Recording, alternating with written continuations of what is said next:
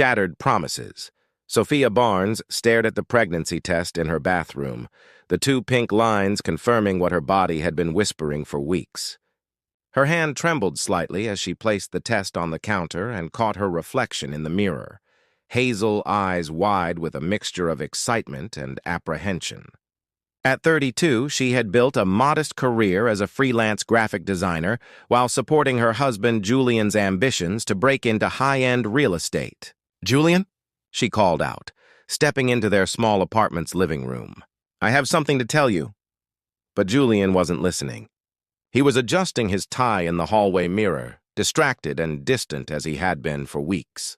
"I'm running late, Soph. I've got that showing at the Blackwood estate. This could be the break we've been waiting for." Sophia swallowed her news and nodded. "Of course. Good luck." She watched him leave without a backward glance, the door closing firmly behind him. The Blackwood estate showing became the first of many late nights. Julian began coming home with expensive cufflinks, a new watch, smelling of unfamiliar perfume. Sophia's pregnancy remained her secret as she watched her marriage disintegrate before her eyes. Eleanor Blackwood was 53, widowed for 3 years, and possessed the kind of wealth that turned heads and opened doors. The first time Sophia saw her was at a charity auction Julian had insisted they attend. Eleanor glided through the room in a crimson dress, her silver-streaked black hair swept into an elegant updo, eyes immediately finding Julian across the crowded space. "That's my client," Julian whispered, his voice carrying an undercurrent of something Sophia had never heard before. "Eleanor Blackwood." Eleanor's perfectly manicured hand rested briefly on Julian's arm when they were introduced. Her gaze barely acknowledged Sophia before dismissing her entirely. "Mr. Barnes, you must tell me more about that waterfront property you mentioned." 2 months later, Sophia sat across from Julian at their dining table, finally having gathered the courage to share her news. "I'm pregnant," she said softly, her hand unconsciously moving to her still flat stomach. "Almost 3 months now." Julian's face didn't register joy or even surprise, just inconvenience. He ran his fingers through his dark hair and sighed. "This complicates things." "Complicates what?" Sophia asked, though she already knew. "I've been meaning to talk to you." Julian's voice was mechanical, rehearsed. "Eleanor and I have become close. She's offering me a partnership in her investment firm. It's the opportunity of a lifetime. And what about us? What about our baby?" Sophia's voice cracked, betraying the emotions she was trying desperately to control.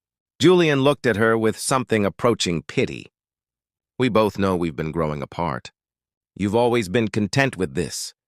He gestured around their modest apartment. "But I need more. Eleanor understands ambition." The next week passed in a blur as Julian packed his things, offering hollow apologies and a settlement that his lawyer, undoubtedly recommended by Eleanor, had prepared. "You'll be taken care of," he said, as though providing for his unborn child was a business transaction to be concluded. On his last day in their apartment, Sophia found her voice. "Does she know you're going to be a father?" Julian paused at the door, his expression hardening. "Eleanor knows everything she needs to know about me. And this?" He nodded toward Sophia's midsection. "This isn't the life I wanted. You deserve someone who wants what you want, the small dreams, the family dinners, the diapers and school plays. That's never been me." After he left, Sophia sat alone in the growing darkness, one hand protectively cradling her belly. "It's just us now," she whispered to her unborn child. "But we're going to be okay." The next morning, she called her cousin in Denver, who had been begging her to move closer for years. By the end of the month, Sophia had sold most of her belongings, terminated the lease on the apartment filled with broken promises, and boarded a flight toward a future she would build on her own terms, one where she and her child would never again be someone's afterthought. Building from ashes. Denver greeted Sophia with snow-capped mountains and crisp autumn air, a stark contrast to the humid coastal climate she had left behind. Her cousin Rachel welcomed her with open arms, a spare bedroom in her downtown apartment, and no judgment, only fierce loyalty. "You're going to stay with me until the baby comes," Rachel insisted. helping Sophia unpack the few belongings she had brought. And then we'll figure out next steps. My firm is always looking for talented designers. Sophia found herself crying, overwhelmed by kindness after months of Julian's cold dismissal. I don't know how to thank you. You don't need to, Rachel said simply. Family doesn't abandon family. The word stung, a reminder of Julian's betrayal, but also provided comfort. Not everyone walked away when things got difficult. Over the following months, Sophia's body changed as her daughter grew within her. She took a position at Rachel's marketing firm, her talent for visual storytelling quickly earning her respect among colleagues. By her third trimester, she had saved enough for a small rental apartment in a family-friendly neighborhood and purchased second-hand baby furniture that she lovingly restored on weekends. On a snowy February night, Sophia gave birth to Lily Ann Barnes, 7 pounds of perfection with her mother's hazel eyes and a head full of dark hair. Looking into her daughter's face for the first time, Sophia made a silent promise. Lily would grow up knowing she was chosen, cherished, and enough. Everything Sophia herself hadn't felt in the final days of her marriage. Julian never called. The divorce was finalized through lawyers, with a settlement that covered basic child support but nothing more. Sophia refused to be bitter. Instead, she channeled her energy into building a stable home for Lily and expanding her professional portfolio. By Lily's 4th birthday, Sophia had founded her own boutique design agency, specializing in branding for sustainable businesses. What began as freelance work from her living room grew into a respected firm with a small team working from an airy office in Denver's revitalized arts district. Barnes Creative became known for its innovative approach and ethical client roster. Through it all, Lily blossomed into a curious, kind-hearted child who inherited her mother's creativity and resilience. Their small 2-bedroom apartment became a home filled with laughter, artwork taped to refrigerators, and weekend adventures exploring Denver's museums and parks. "Why don't I have a daddy like Emma does?" Lily asked one evening as Sophia tucked her into bed, referring to her preschool friend. Sophia had prepared for this question, determined to be honest without burdening her daughter with adult complexities. "Families come in all different shapes, sweetheart. Ours is special because it's just you and me." "Like Grandma Rachel?" Lily asked, referencing Sophia's cousin who had become like a grandmother to her. "Yes, and Uncle David and Aunt May," Sophia added, naming Rachel's brother and his wife who had embraced them into their family circle. "Some people have daddies, some have 2 mommies, some have grandparents who take care of them. What matters is that you are surrounded by people who love you very much." This answer satisfied Lily, though Sophia knew there would be more difficult questions as her daughter grew older. For now, she was grateful for the simplicity of their life together. When Lily turned 7, Sophia's agency won its biggest client yet, EcoHaven, a rapidly growing chain of sustainable home goods stores expanding throughout the western states. Their CEO, a forward-thinking woman named Gabriela Martinez, personally requested Sophia lead the rebranding initiative. "Your work reflects exactly the values we want to convey," Gabriela explained during their initial meeting. "And I've heard you're not just talented but principled about who you work with. That matters to us." The EcoHaven contract allowed Sophia to expand her team and move to a larger office space. It also meant attending the company's annual sustainability conference in San Francisco that spring, her first major business trip since Lily was born. "You'll do great, Mom," Lily assured her, helping Sophia pack her suitcase with the serious attention of a child determined to be helpful. "I'll miss you terribly," Sophia admitted, folding a blouse Lily handed her. "But I'll call every night, and Aunt Rachel is going to take you to that dinosaur exhibit you've been talking about." "And you'll bring me something from San Francisco?" Lily asked with a hopeful smile. "Something small and special," Sophia promised, kissing her daughter's forehead. The conference hotel overlooked the bay, its glass and steel architecture gleaming in the California sunshine. Sophia felt a momentary pang of insecurity as she checked in, surrounded by polished executives and industry leaders. But she reminded herself that she belonged here. Her work had earned her this place at the table. On the second evening, during a networking reception in the hotel's rooftop garden, Sophia was discussing sustainable packaging options with a group of interested vendors when she felt someone watching her. She turned slightly and met the gaze of a tall man with kind eyes and an attentive expression. Something about him seemed vaguely familiar, though she was certain they had never met.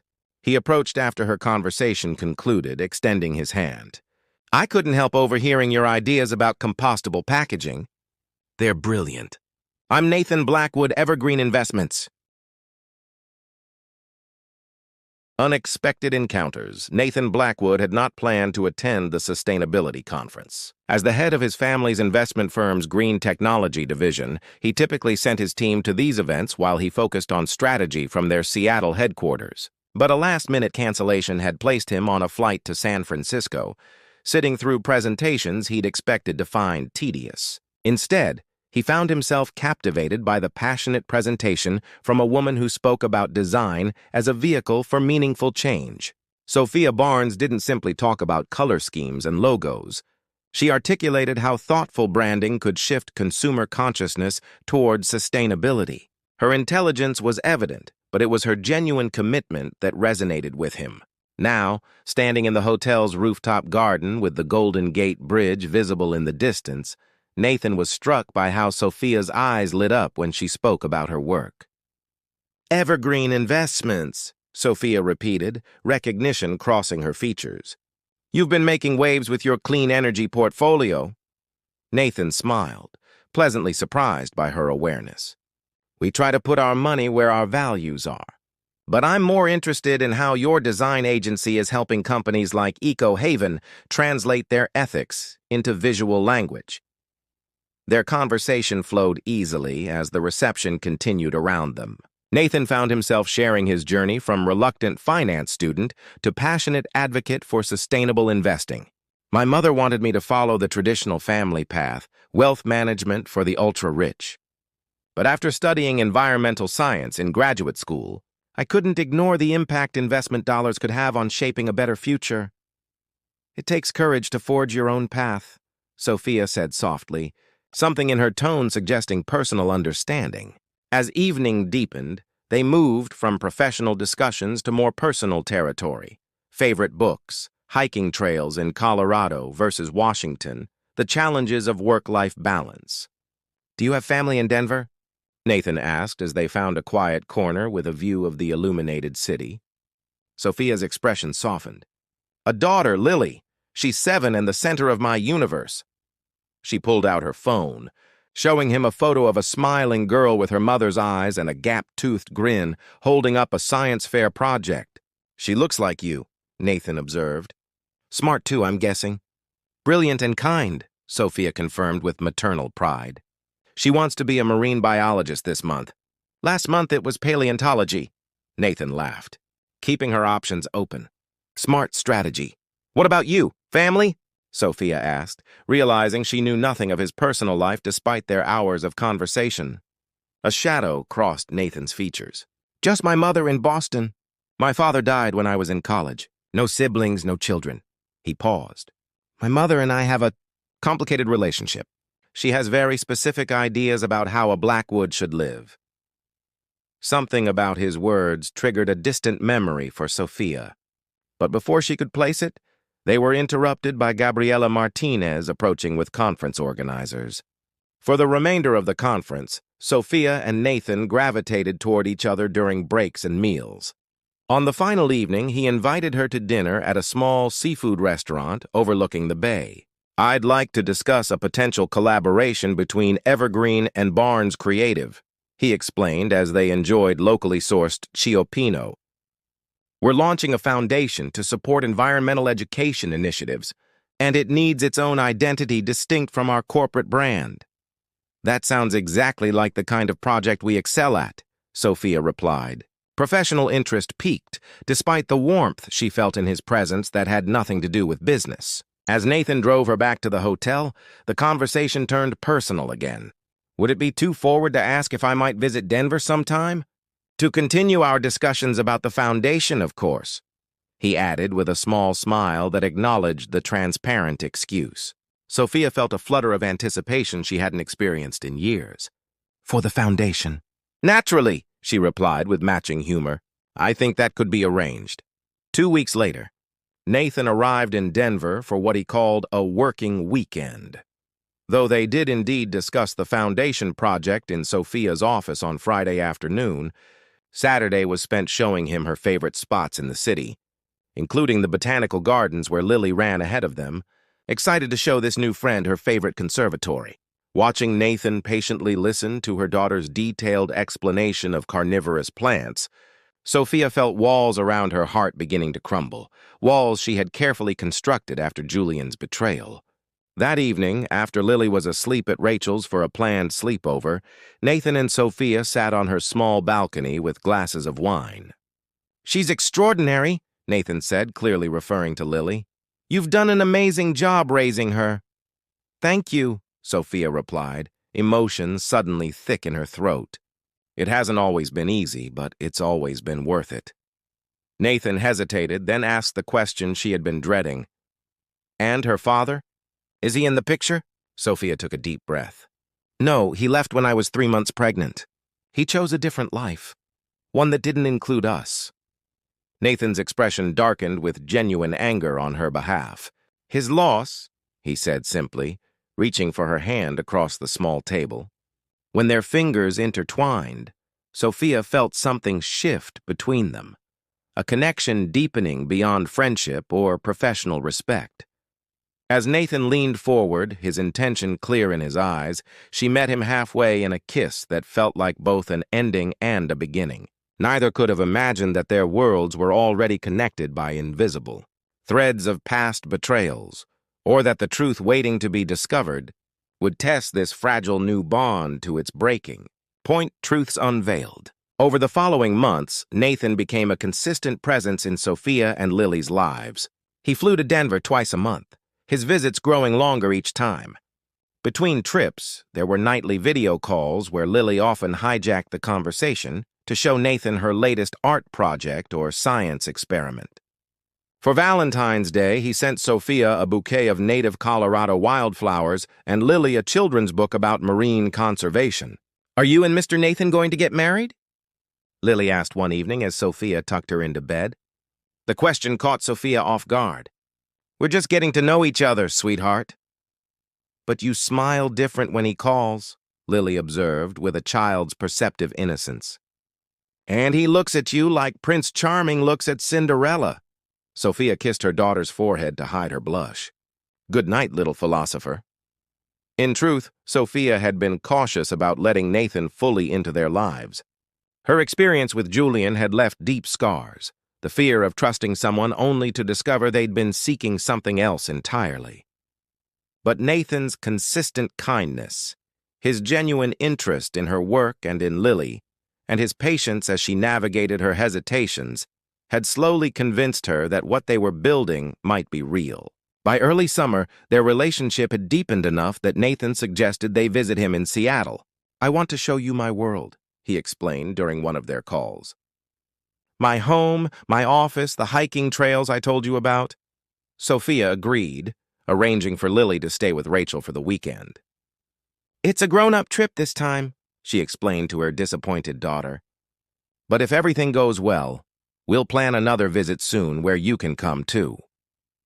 Nathan's Seattle condominium overlooked Puget Sound, its minimalist design softened by carefully chosen art, including, Sophia noted with pleasure, a framed print from her agency's conservation campaign. He had prepared dinner himself, a simple but delicious salmon dish with locally sourced ingredients.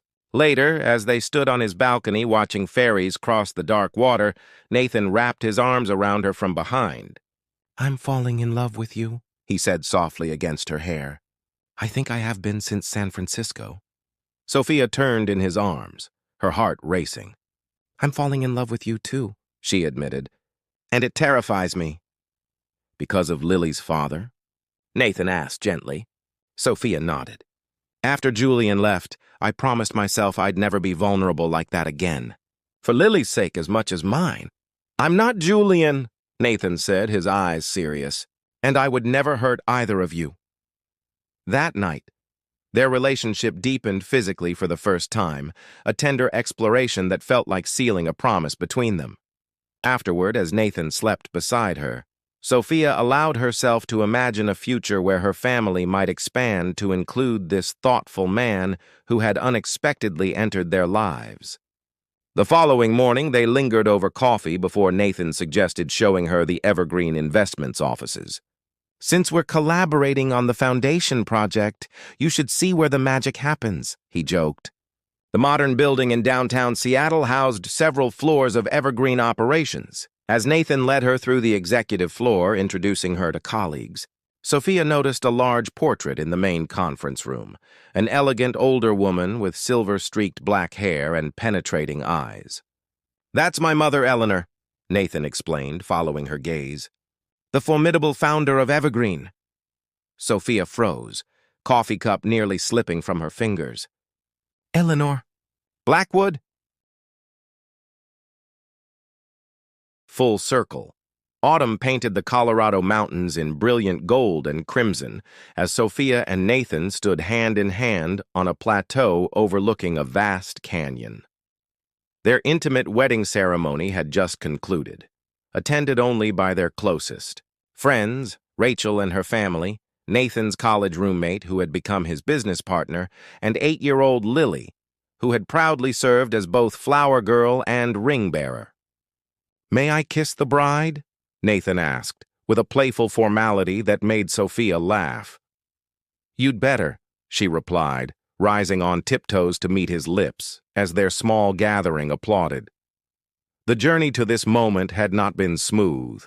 After their confrontation in Sophia's office 6 months earlier, they had agreed to move forward cautiously, with regular sessions with a couples therapist to navigate the unique complications of their situation. Most importantly, they had sat down with Lily to explain in age-appropriate terms the connection between their families. "So, my real dad is married to Nathan's mom?" Lily had asked, her forehead wrinkled in concentration. "Yes," Sophia confirmed, watching her daughter carefully. Lily considered this for a moment before delivering her verdict with childlike clarity. "That's weird. But it doesn't matter because Nathan is nicer than my real dad anyway. He actually plays with me." Nathan had been visibly moved by this simple acceptance, kneeling to meet Lily's eyes. "I promise I'll always be here for you and your mom, no matter what. We're a team now." Their engagement came 3 months later during a hiking trip with Lily, who had been Nathan's co-conspirator, carrying the ring in her little backpack until the perfect moment at the summit. The wedding planning had been deliberately simple. No elaborate celebrations or excessive traditions. What mattered was cementing their commitment to the family they were creating together. After the ceremony, their small party retreated to a rustic mountain lodge where a private dining room awaited them. As they celebrated with laughter and toasts, Sophia couldn't help reflecting on the winding path that had led her here. From heartbreak to healing, to an unexpected second chance at love. "You look deep in thought," Nathan observed, sliding into the chair beside her during a lull in the festivities. Across the room, Lily was teaching Rachel's children a complicated hand-clapping game, her laughter carrying above the ambient chatter. "Just grateful," Sophia replied, leaning against his shoulder. "When Julian walked out, I thought my life was over. I never imagined that 8 years later, I'd be happier than I've ever been." Nathan kissed her temple. "Sometimes the universe has a strange way of setting things right." Their peaceful moment was interrupted by Rachel approaching with an uncomfortable expression. "Sorry to interrupt, but there's something you should know," she said in a low voice. "I just got a text from the front desk. Eleanor and Julian are here. They're asking to speak with you both." Nathan's posture stiffened. Today of all days? How did they even know? "I might have mentioned it to Aunt May," Rachel admitted with a grimace. "She must have told someone who told someone." Sophia and Nathan exchanged a look of silent communication before he nodded.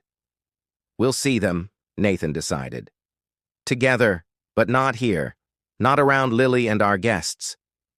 In the lodge's empty sunroom, with floor-to-ceiling windows showcasing the mountain sunset, They waited. When Eleanor and Julian entered, Sophia was struck by how little had changed. Eleanor still exuded cold elegance, while Julian's confident swagger now seemed hollow and performative. "Nathan," Eleanor began, her voice carrying practiced warmth that didn't reach her eyes. "We came to congratulate you, despite the lack of invitation." "I think we both know why you weren't invited, Mother," Nathan replied evenly. Julian's gaze fixed on Sophia, taking in her simple white dress and the quiet confidence she now carried. For the first time, she saw uncertainty flicker in his eyes. "You're looking well, Sophia," he offered awkwardly. "I am well," she confirmed, neither cold nor friendly. "Very well, in fact." Eleanor's perfectly manicured hand rested possessively on Julian's arm, the same gesture Sophia had witnessed years ago at the charity auction. "This is quite the coincidence," she observed with a brittle smile. "Almost poetic." "Not a coincidence," Nathan corrected. "A reckoning. You two built your relationship by destroying Sophia's family. We've built ours on mutual respect and honesty." Julian shifted uncomfortably. "We didn't come here for lectures. We wanted to." He trailed off, seeming unsure himself of their purpose. "To assert your place?" Sophia suggested gently. "To remind us of your existence? Or perhaps to satisfy your curiosity about whether we're happy despite what you did?" Eleanor's composed facade cracked slightly. "You have no idea what you're talking about. Julian and I have a sophisticated relationship that someone like you could never—" "Mother," Nathan interrupted firmly. "That's enough. You're speaking to my wife." The word wife hung in the air, its significance undeniable. Something passed between Eleanor and Julian, a flash of recognition that perhaps they had lost something more valuable than they had gained. "There's someone else you should meet," Sophia said suddenly, surprising even Nathan. She turned toward the doorway where Rachel stood with Lily, who had insisted on checking on her mother and new stepfather. "Lily, come here, sweetheart." The little girl approached cautiously, studying the strangers with curious eyes. Julian's face paled as he took in his daughter's features, the shape of her eyes mirroring his own, though the kindness in them was entirely her mother's. "Lily, this is Ms. Eleanor and Mr. Julian," Sophia introduced them with deliberate neutrality. "They're Nathan's family." Lily offered a polite smile. "Hello, are you staying for cake? It has 3 layers and Mom let me help choose the flavors." Julian seemed rendered speechless by this small human he had abandoned before she'd even drawn breath. It was Eleanor who recovered first, her expression softening fractionally as she regarded the child. "We can't stay, dear," she replied, an unexpected gentleness in her tone. "We just came to wish your mother and Nathan happiness." After they departed, Sophia exhaled deeply, leaning into Nathan's embrace. "I'm not sure why I did that." "Because you're stronger than all of us," Nathan said admiringly. "And because Lily deserves to know her history, even the complicated parts." Later that night, after Lily had fallen asleep in the adjoining room of their lodge suite, Sophia and Nathan stood on their private balcony watching stars appear above the mountains. "Do you think they'll be part of our lives now?" Sophia asked, uncertain how she felt about the possibility. Nathan considered the question carefully. "I think they'll be peripheral figures at best. My mother doesn't sustain relationships that don't center around her, and Julian seems to follow her lead in everything." "I felt sorry for them," Sophia admitted. "They seemed empty somehow." "That's because they are," Nathan replied. "They have wealth and status, but not the things that matter, not what we have." As if to emphasize his point, he drew her into a tender kiss that deepened with promise. Later, as they made love with the moonlight spilling across their bed, Sophia felt the final pieces of her past healing, not forgotten, but transformed into stepping stones that had led her exactly where she was meant to be. In the morning, they would begin their honeymoon, a 2-week exploration of the Pacific Northwest with Lily, whose only request had been adventures together as a real family. In 3 months, they would move into their new home in Denver, where Nathan had opened a branch office of Evergreen's foundation. The future stretched before them, not perfect, but authentic, built on choices made from love rather than ambition or convenience. As Sophia drifted towards sleep in her husband's arms, she reflected on the strange symmetry of her journey, how the man who had abandoned her for wealth and status had inadvertently led her to a man who had chosen love and family over those same hollow prizes. Life had indeed come full circle, offering not just revenge but something far more valuable, redemption, and the chance to write a new story with a happier ending than she could have imagined.